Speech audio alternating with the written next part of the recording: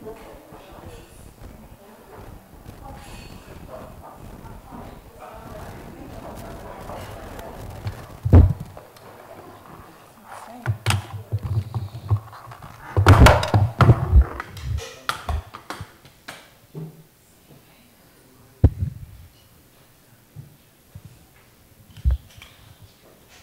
to see everyone. And tonight you're going to have an amazing parsha, which I think is of interest to everyone. Is it a miracle or is it natural? Something happens. What is it? Is it a miracle or is it real? What is the truth? And the answer is very simple. And listen carefully. It's how you see it. It's your heart. Your heart makes it different. If your heart is such that it's close to God, that's how things are. It is what it is. Nothing to do with God.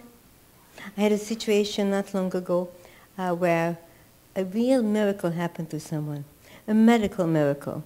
He was very sick, and we prayed, and there was amazing recovery. You know what they said? What the person said? I had a good doctor. Had a good doctor. There's only one doctor that could bring healing. If you want to misinterpret it, it's the doctor. Or if you want to misinterpret another way, I had that also some years ago. I am going to sue that guy. You know what aggravation I went through? Misdiagnosis. Maybe go through all this craziness. I gave up tennis for Shabbos, and just I should get healthy, and he just a misdiagnosis. Doesn't want to believe that it's God who cured him. So it all depends on you. Look what happened today in the world. Not just today, I mean in these times, in our world. Tragedy after tragedy. Tragedy after tragedy. Is it true or not? Volcanoes, tsunamis, floods. Every minute there's another story. And nobody wants to listen. Trains, planes, everything. Does anyone listen? You had 9/11, and people thought, 9/11, everything will change, everything will be better. Did anything change? Anything? For a week or two, people became somewhat kinder and nicer. A week or two, and then it is what it is. Back to same old, same old, same old. How many times does Hashem have to talk to us? How many times does Hashem have to warn us? Just recently, you know what happened in our 21st century? It's all written in the book. How does the end will come? How will it come? How will the final exodus come? That will usher in the Messianic period. How will it come? It says, the way you left Egypt, that's how you're going to leave Egypt. That's how you're going to leave the Egypt of the 21st century or 22nd. I don't know when Mashiach will come. But the final redemption will come as you left Egypt. The way you broke the chains of Egypt, that you are going to break the chains of our exile that we are in today. Do people get it? Did we have the miracles that occurred in Egypt? Did we have it? Of course not. But maybe yes. God says, He promised, the way we departed from Egypt, that's how we are going to enter the Messianic period. Did it happen? Of course it did, if you want to see it. We had 10 plagues in Egypt, right? That convinced Pharaoh to open the gates. 10 plagues. Do we see plagues today? Do we see 10 plagues today that will destroy our culture, our society, that will allow us to be free of all the craziness, usher in the Messiah? Do we see our modern Egypt being destroyed? No, you'll say. Let's see. What was the first plague? Dumb blood, right? We don't have that. The Nile River turned into blood. Did we have that? No. But maybe yes, because the Nile River was the god of ancient Egypt. The Nile is the source of all irrigation of life in ancient Egypt. That's how they irrigated their soil. They worshipped the Nile. What do we worship today? Not God. You know who we worship? Money. And money is tough these days. It's very difficult to get a job. So many people have problems. So many. People lose their jobs. They lose their homes. A lady just told me today that she had to give up her apartment. She couldn't pay the rent. She is on the street. She has 4 children. Would you believe it? Life today. Money has been worshipped, and Egypt was worshipping the Nile River. And both are destroyed. Nile River is gone as a god, and money today is no longer a god. We had frogs, we had lice, kinim, all these things. What do we have today? We had bed bugs. We had wild beasts. All these things happen in Egypt. Darkness, electricity goes out without warning. Sandy. Something all the time. In Baltimore, in Florida, just recently, the street caved in. Did anyone notice? And a few years ago, some years ago, not really too long ago, I don't know if you remember, hundreds of thousands of dead birds fell from the sky. Hundreds of thousands of dead sardines washed up on the shore. I could go on and on and on. Is it a miracle? Is God sending us a message? Is he? Or coincidence? The Holocaust. Is there a message there? Is there? Or is it just a random happening, crazy anti-Semites? Which one? Which one? It's a tragedy of tragedies. We don't get it. Israel, after 2,000 years, almost 2,000 years, Israel is reestablished. Do we get it? Do we understand it? Do we? No, Israel is strong, has a powerful army. Really? Really? So let's find out what is written in the Parsha and look carefully. Now in Parsha's Behar, and I will start immediately.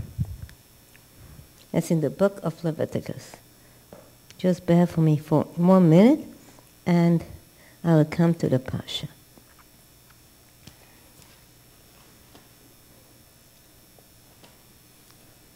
Okay.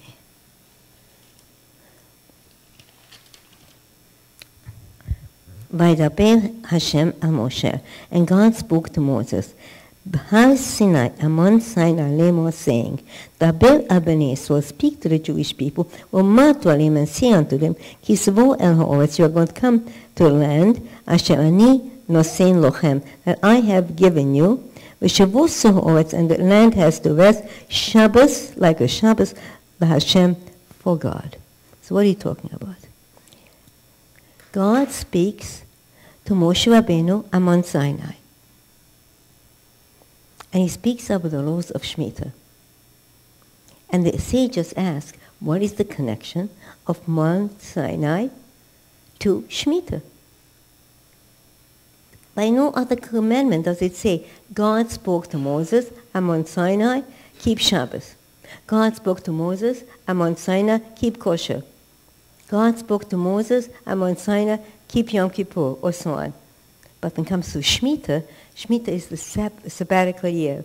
Every 7th year in ancient Israel, we had a time which was Shabbos to the land. Just like we cannot work on Shabbos, the land was not permitted to be worked on Shabbos. Everybody with me? We still have Shemitah today. We still have the 7th year, but we lost count of Jubilee. Jubilee is Yovel. I'll explain that soon. Every 50 years, the land reverted back to their original owners. Follow me, I'll explain. Moshe Rabbeinu divided the land between the tribes. This tribe has this, and that tribe has that. Shimon has this, and Reuben has this, and so on. It's yours for perpetuity. But, what if Reuben got into trouble? Business troubles. He's realized he had a bad crop. He had a bad season. He doesn't have anything to sustain him. So he sells his portion, where he lives, to the tribe of, let's say, Zebulun. Okay? What happens to that? So Zebulun becomes very rich in real estate, right? He buys up, he trades, he builds real estate. No. In ancient Israel, the land could belong only to you for 50 years. In the 50th year, it has to revert back to the original owner. So let's say you sell the land. Shimon or Reuben sells the land, and it's one more year. It's 49 years. It's one more year to the 50. Can he do that? Of course. But he has to say to the buyer, excuse me, I'm not sure if you're aware, but in one more year, this land has to come back to me. So I don't know if it's worthwhile for you. I don't know. Today, you have a house. You want to sell it. What's the first law in real estate when you want to sell a house? You patch it up. Paint. Redecorate.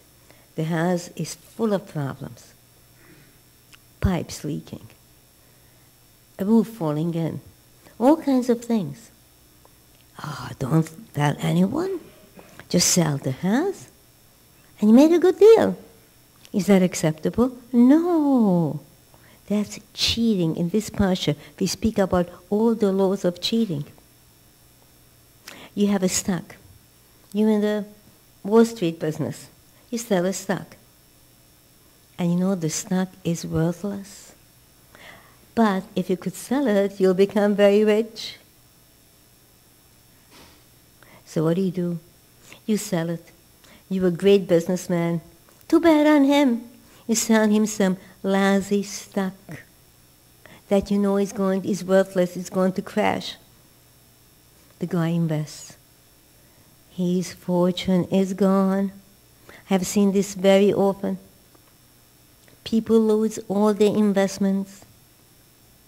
They bought a deal. There are people, very famous people, who be admired, who are sitting in jail just for that. A Ponzi deal, or this, that. Are you permitted? No. But if you cannot do that, today you are labeled a jerk. You don't know business. You're not for business. Go into some other thing, like, you should become a school teacher, or a rabbi, or a priest. Business is not for you. On a different level, this woman looks terrible. And you say to her, you look stunning. You should go on a date with this one and that one. It's a lie. She'll make a mockery of herself. She will fool herself. She'll become ridiculed. Are you permitted to do that? You're cheating the person. You go shopping, you're in the Caribbean. And what do? What do Americans do when they go traveling, touring? What do? Where is there a good place to shop? And they go shopping. It's an American invention. We go shopping. A bargain. Do you need that stuff? Of course not. You have better in the closet at home. Correct or not? But shopping becomes part of the trip. Oh, there's good shopping there. So you go. Now you go from store to store.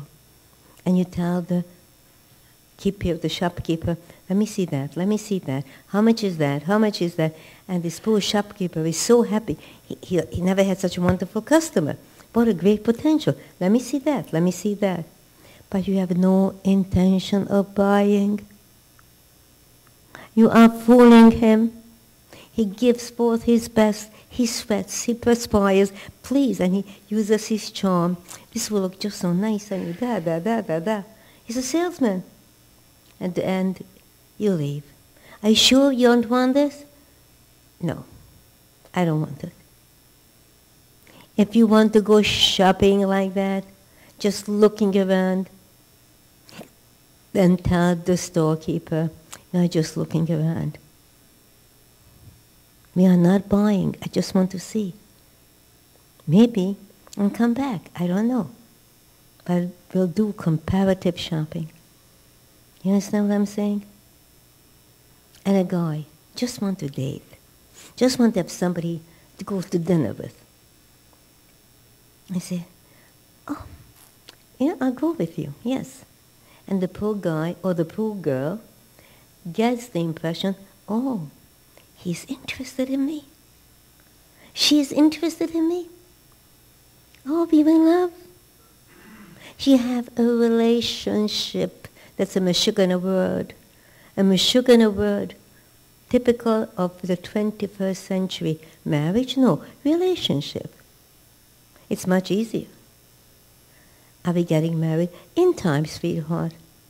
In time. 6 years go by, 7 years, 8, 9. He cheated you of your best years. Or she cheated you. There's nothing around that you could care for. He took your time. She took your time. Just for dinner she wanted to go. Just for dinner he wanted to go. It's lonely to go by yourself. It's nice to keep company. It's good to share a room. You don't want to be alone in a room. Marriage, commitment, no. Not permitted to cheat. So you learn this from Shemitah. It's the 49th year. From Jubilee you learn this. It's the 49th year. You're buying the real estate. But you should know in 1 year you have to return it. So it's not a good deal. If you still want to buy it for 1 year, if it's worthwhile, I'm very happy to sell it. That's our Torah. That's our Torah. You are not permitted to cheat. You are not permitted to insult. Or you're not permitted to make fun of a person. You have to be honest to yourself in every way. Now we come back to Shemitah. By the way, to this day, we keep Shemitah in Eretz Israel. Not all kibbutzim, only the religious kibbutzim. When they form, on the 7th year, they stop. Now, how does that work?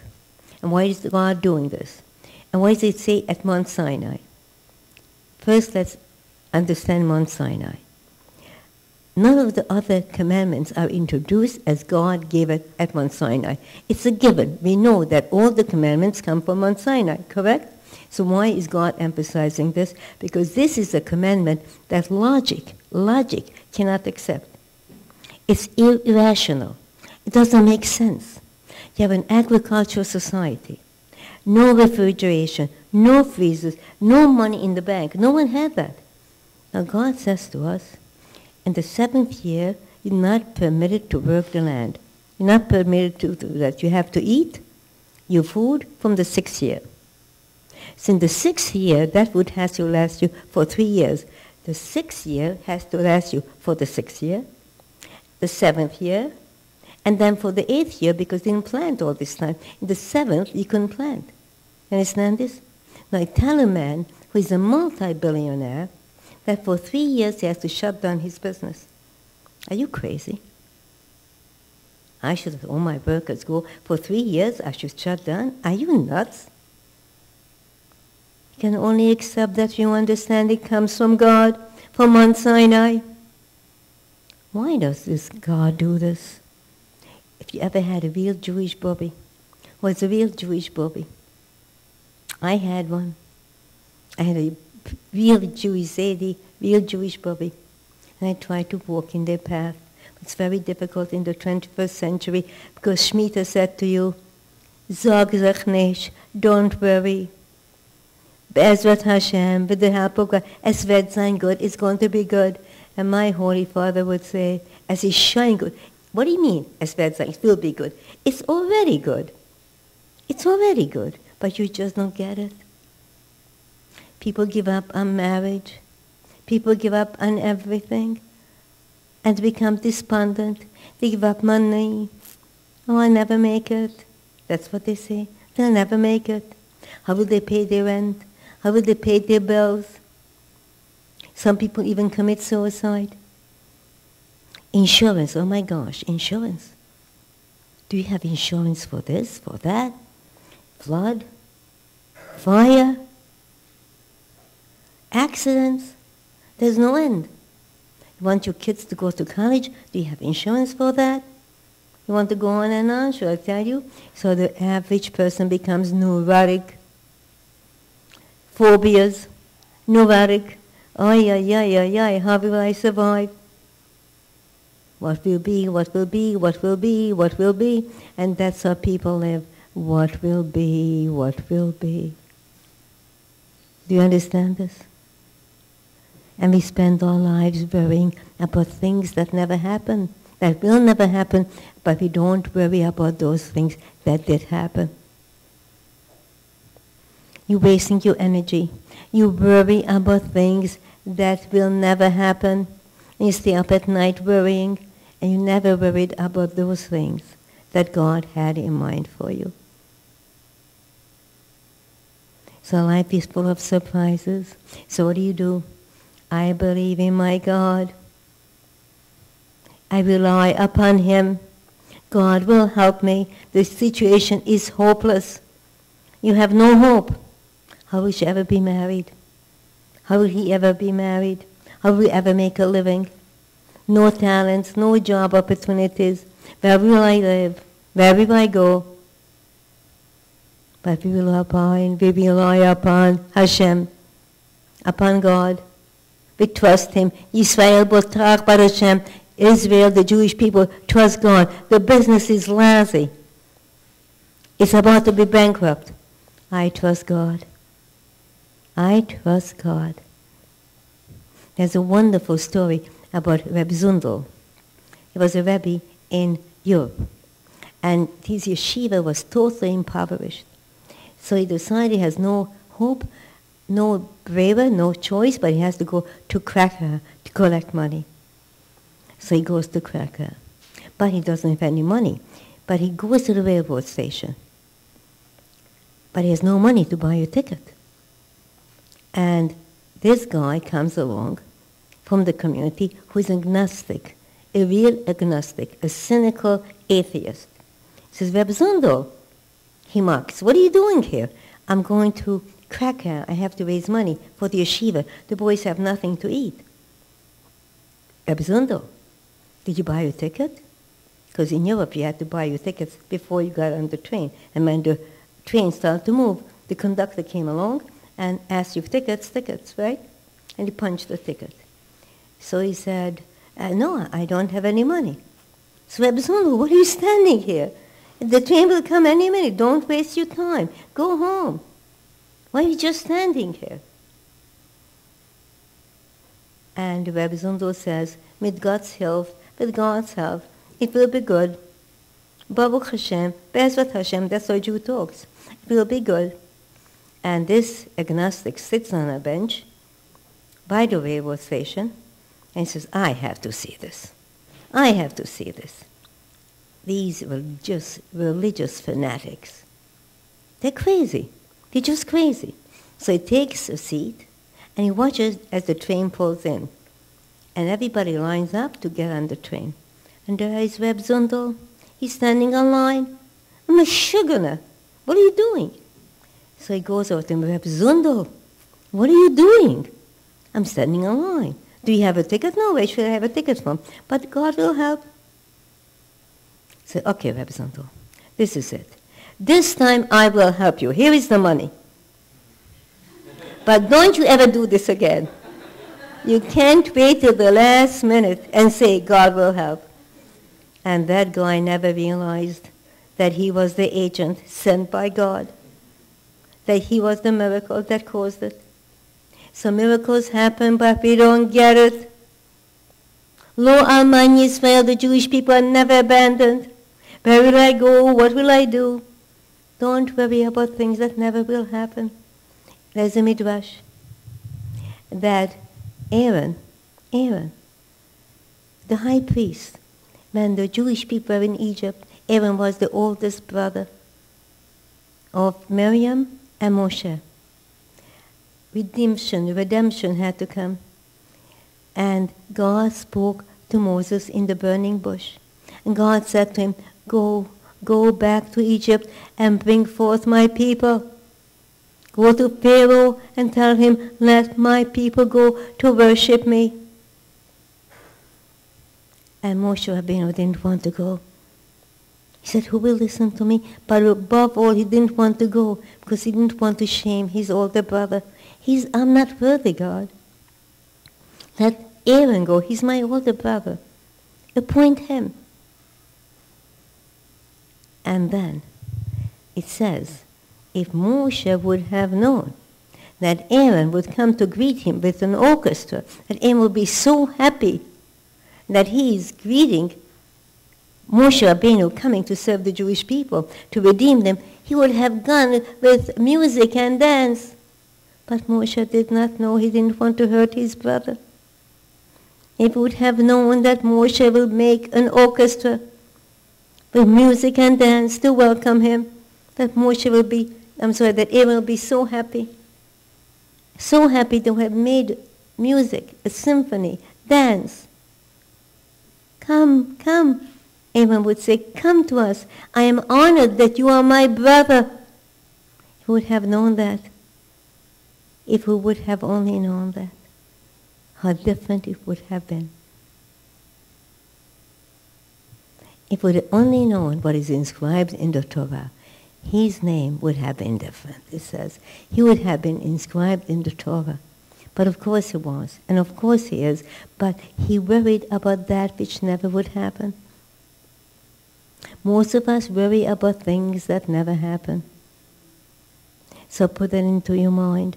God is always there. He makes us miracles. Makes us miracles. I was just speaking to a lady today. Her grandfather was a Holocaust survivor. Listen to this story. Was a Holocaust survivor. The Nazis came, the SS, and made 300 yeshiva boys go into the yard. And with their fingers, they had to dig a hole. And as they dug, they started to shoot them. And they fell underground. Not kill them, shoot them. So one guy could have a bullet in his back, in his hand, wherever the bullet went. To be in agony and to be buried alive. Do you understand this? And this grandfather of this lady, was hit in his backside. He was bleeding, he fell down. One of the boys made it and was not killed. So that boy pulled him out and went into hiding and nursed him back to health.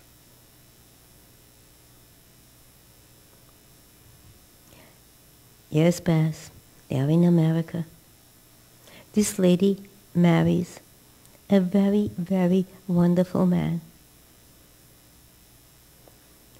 At the marriage, the grandfather is there, and the boy's father is there.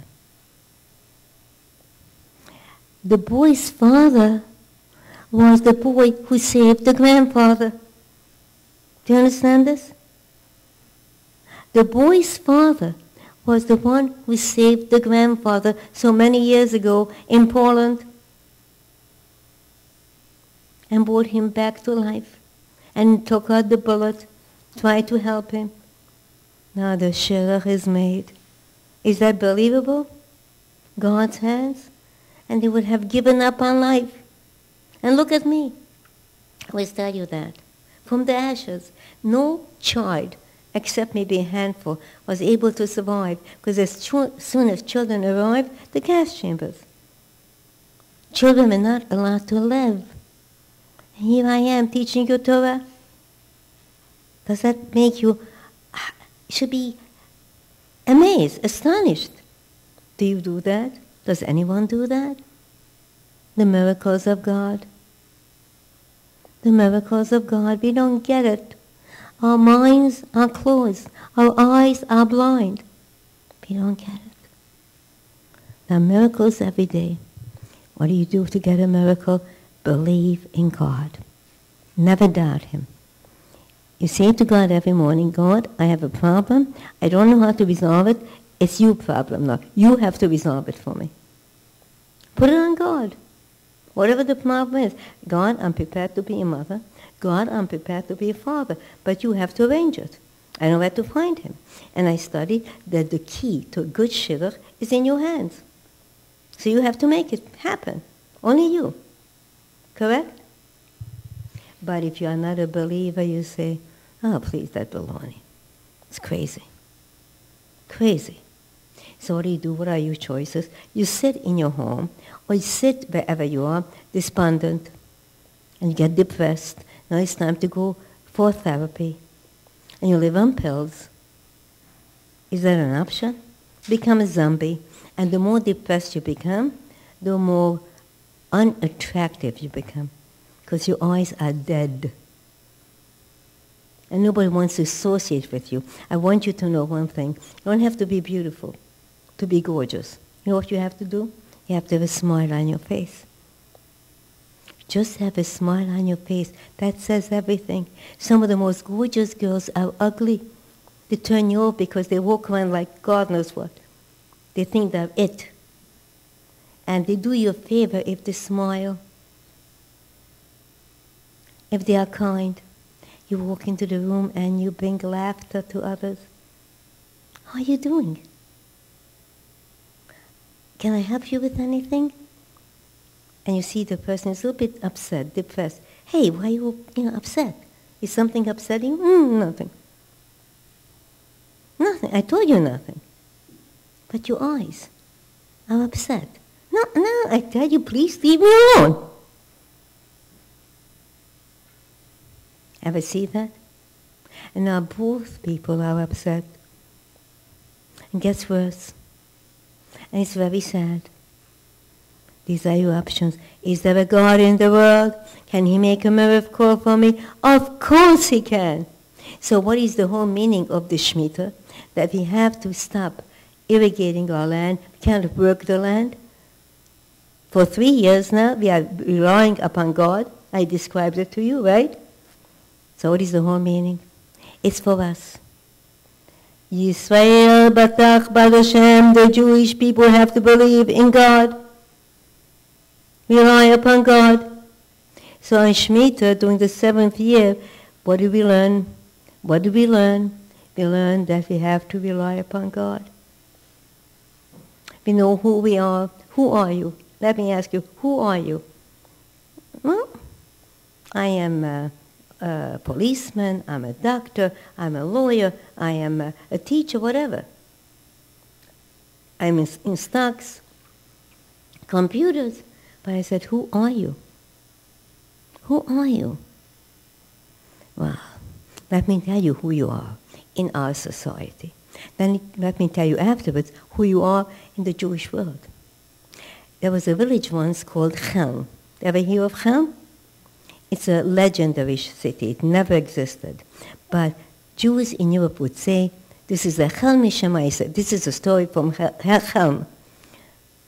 All the city where all the fools lived. Fools, okay? Crazy, not crazy, but fools.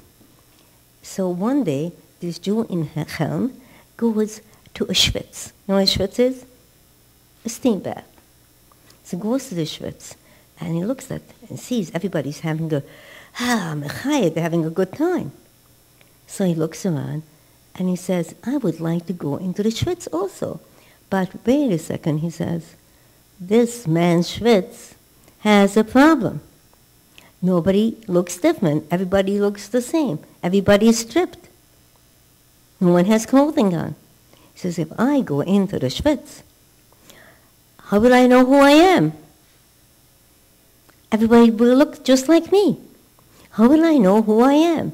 So he thinks, so he's a Jew from Chelm, he's very smart. And he says, I know what I'll do. He takes a red string, ties it around his big toe.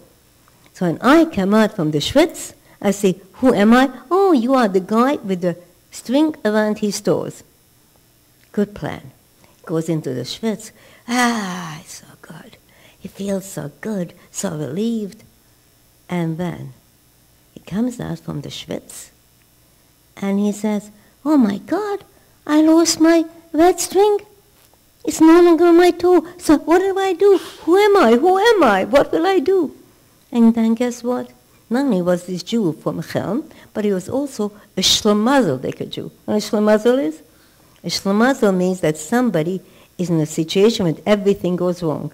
It could happen that everything should go wrong for someone. That's him.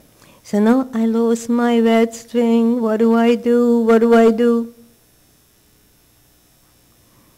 So he sees suddenly another man, and the red string is on his toes suddenly. The Schwitz, it got on his toes. So he goes over to the man, excuse me, so he taps him on the shoulder. I know who you are, but could you tell me who I am? Think about that. Our generation is one big Schwitz. We are looking in the bank account. We are looking here, we are looking there. If we lose it, we do not know who we are. You are not a red string, but in our country, if you lose money, you commit suicide. Your life is worthless. And you know how many people commit suicide because they lost their business? Do you know what that means? It's a hopeless, faithless, empty generation that believes in a red string. That red string could be Wall Street, that red string could be real estate, that red string could be anything. Your health, going to the gym, give me a break. You know how many people go to the gym and they pass away in the gym? They have a sudden heart attack? I have seen that. There are no guarantees to anything. But if you remember that you are not a red string, you'll be fine. I know from whence I speak, because in the concentration camps, I stood on for roll call every morning, sometimes for hours. In heat, in cold, in mud, in sand. And the Germans would come, Jüdische Schweinhund, you Jewish pigs. And I looked at my heart inside, at my soul inside. I remembered my father's words. Du bist ein jüdisches Kind, you are a Jewish child. A Prinzessin, you are a princess of God. Never forget who you are. I would look them in the face. I would say, you are the Schweinhund, you are the pigs. I didn't say it, but I looked at them. And I said, I am the daughter of Hashem. I didn't have a red string. I never had a red string. That's how I was raised. If I don't have that dress, oh my God, it's not high fashion. If I don't have that this, that. Now people go through terrible tragedies and they have faith and they make it. Now people who just get a prick on the finger and they have no faith and they fall apart. So never give up. Never feel sorry for yourself, but feel sorry for those who do not have faith. Never forget that. Pray and God will help you. Now I told you, if you saw the flyer, I told you that this parsha also has great miracles. Do we have prophecy? Do we have that? Absolutely.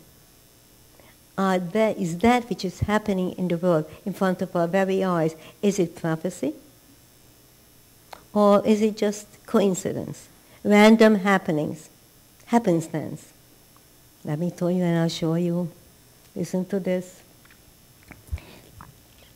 The Torah is called Pardes. Pardes means an orchard.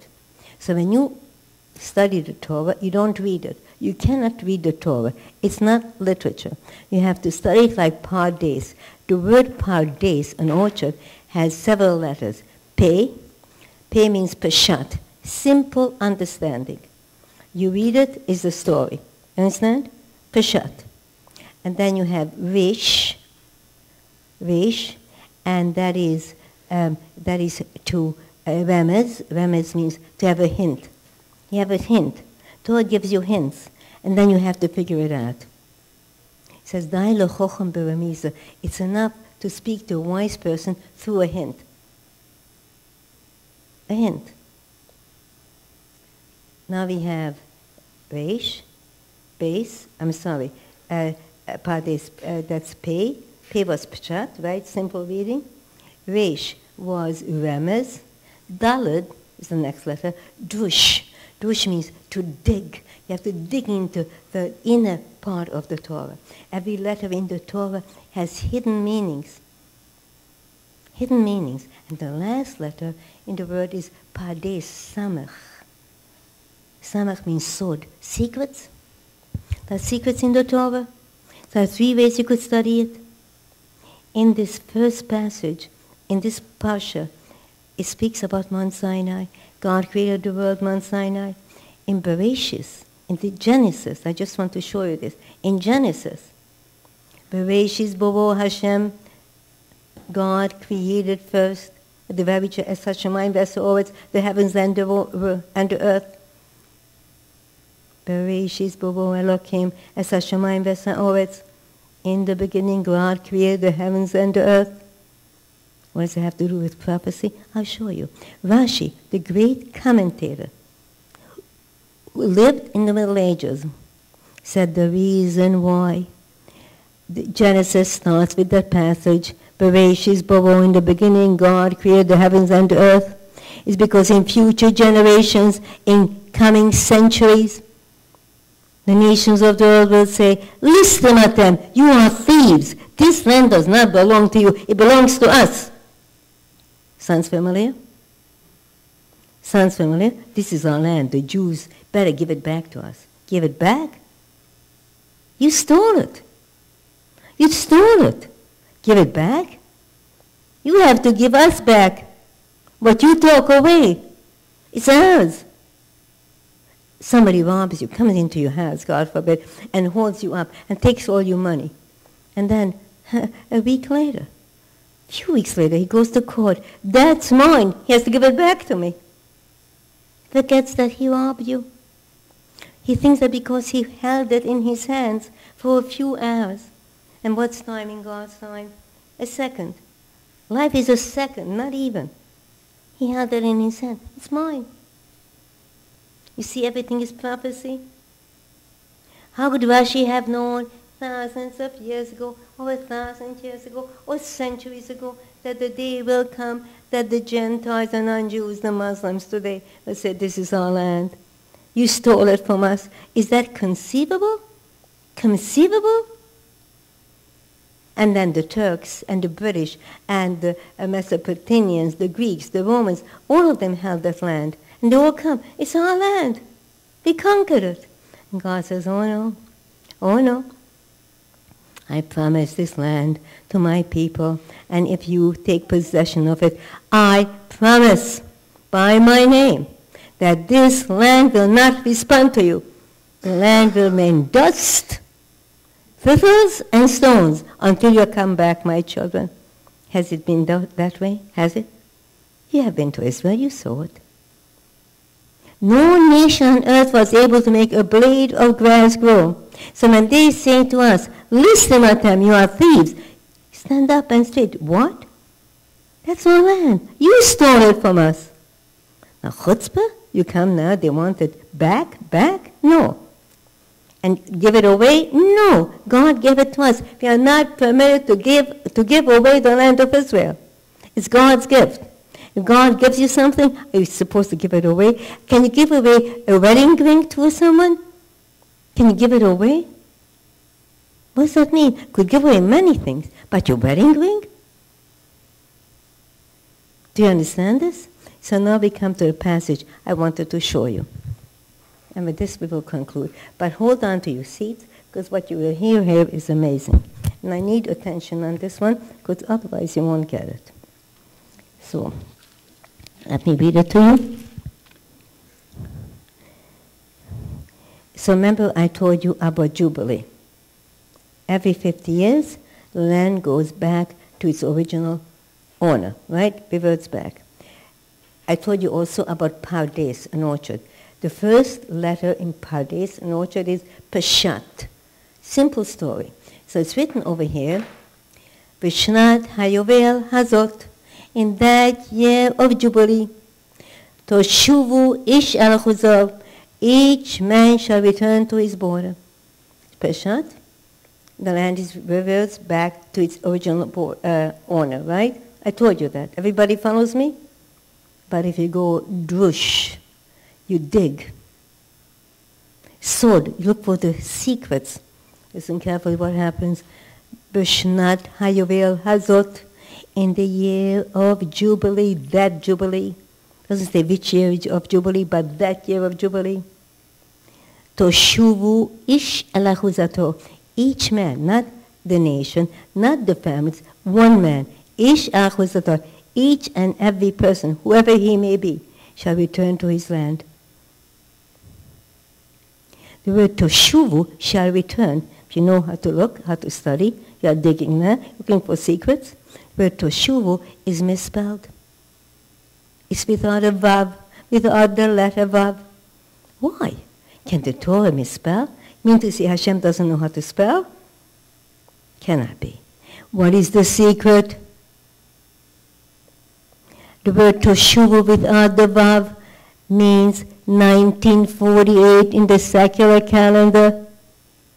What happened in 1948, children? The Jewish state was established. The UN voted that Israel shall be the name of the Jewish state reborn. Can you understand that? And it says that in the time when Israel will be re-established, the nations of the world, for a second, will be in accord, and they will say, let that land be called Yisrael. Israel. You know why Yisrael? You know why? Because Yud stands for Yitzchok and Yaakov. Shin stands for Sarah. Resh for Rachel. Aleph for Abraham. Lamed for Leah. How did we merit to have that land? How did we get it? What made it possible for us to get it? Yisrael, our Avos and our Imohos, our fathers and our mothers. Gives you goosebumps? It gives me. And then as soon as the declaration was made, they attacked us from every side for a split moment. So Toshuvu, 1948. In 1948, the UN voted. We came to America in 47. The war was over in 45. For 2 years, we were in DP camps, trying to go someplace where we could be accepted. We wanted to go to Israel, but we couldn't go. The British were in control, and anyone who went to Israel in those days were captured by the British. The ship was sabotaged, taken a hold of, and the British built a new concentration camp in Cyprus. That's where we went. And my father, the tzaddik, didn't want to jeopardize us, our lives. It was enough. He said, we're not going to another concentration camps. It's not for the children. So we came to America. But now we are in America, and the UN is voting. And we know we don't have the vote. Every Jew knows that. And we are crying, and we're sitting by the radio, listening, chanting. And we are crying and saying to him, and suddenly the vote is taken. The United States of America, yes! The Soviet Union, yes! And we cry, and we tremble, and we go down the streets, and we sing and dance. But at that very moment, they attacked us. In one hand, we had a broken down gun. In the other hand, we had a plow. And started to build the land and to plant the soil that for 2,000 years had been a desert. Do you understand this? Today you've been to Israel, and I tell you stories, but is it a beautiful garden? Yes or no? So Vav, the letter 6 is missing. Why 6? Because that year, when the Jewish people shall return to the land, 1948, which is mentioned over here. That's why it's misspelled. Which letter is misspelled? Remember? Vav, 6. Vav in Hebrew is also 6. Because in the Hebrew language, each letter of the alphabet is also a numerical value. So Aleph is not A, but also 1. Base is not just 2, but also B. You understand what I'm saying? The numbers and the letters of the alphabet are one and the same. So Aleph, again, I repeat. A is 1, B is 2. The letter which is missing is what? I told you. Which letter? Vav. What is Vav? 6. You know which is missing? They shall return to the land minus 6. 6 million. Do you understand this?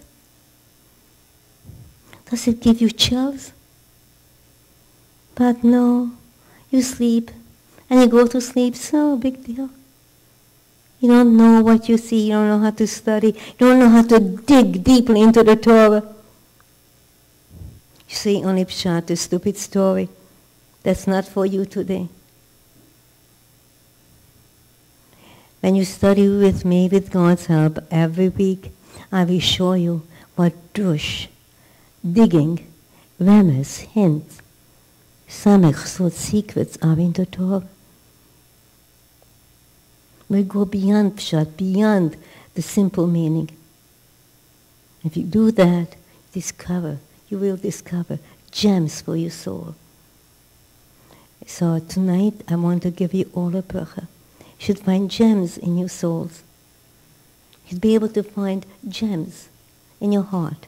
You should be able to find that big gem, those who are not married, with whom you could go under the chuppah.